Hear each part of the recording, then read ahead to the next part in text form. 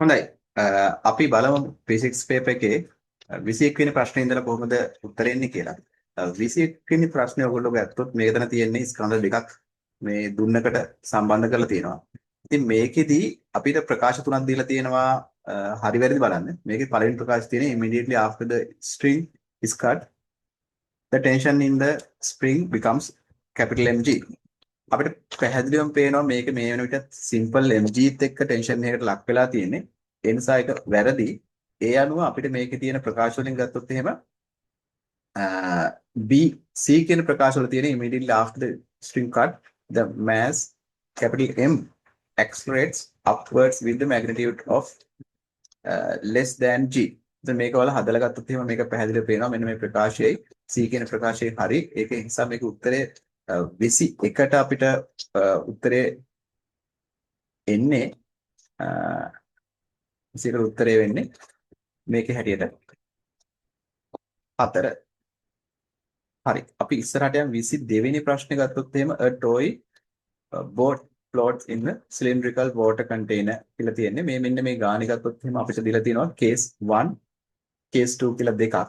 ඒතර මේකේ ගත්තොත් එහෙම මේකේ අපිට උත්තරය ගන්න පුළුවන් මේකේ පළවෙනි උත්තරේ දීලා තියෙන්නේ it becomes higher than h case 1 and lower than h කියලා තියෙනවා.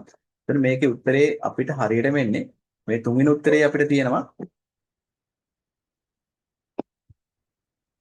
ඔව්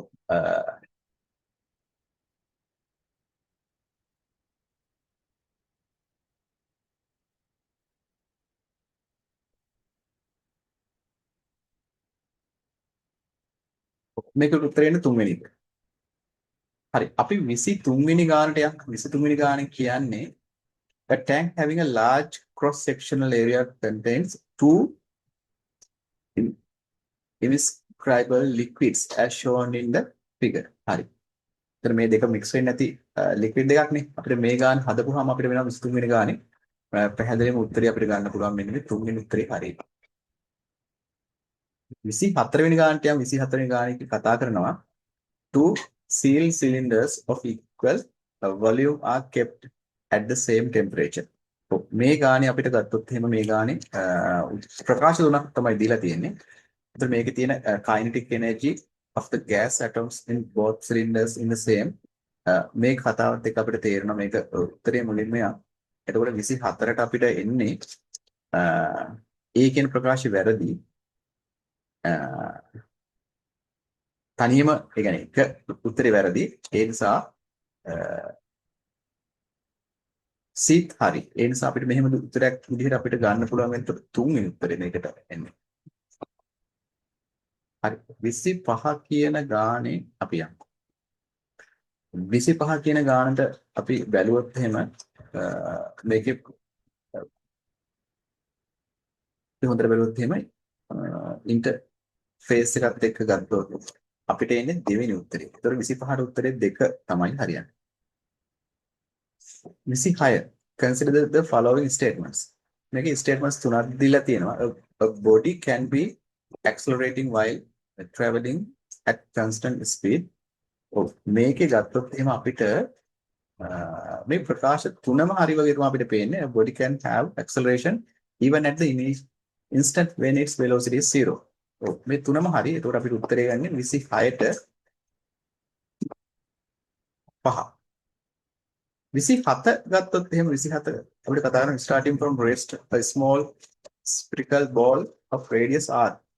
ඔව් එතකොට 27ට අපිට මේකෙදි එනවා the ball enters water with the velocity v without any energy loss. හරි මේ ගානේ අපිට හදපුවම අපිට එන්නේ මෙන්න මේ 4 වෙනි උත්තරේ.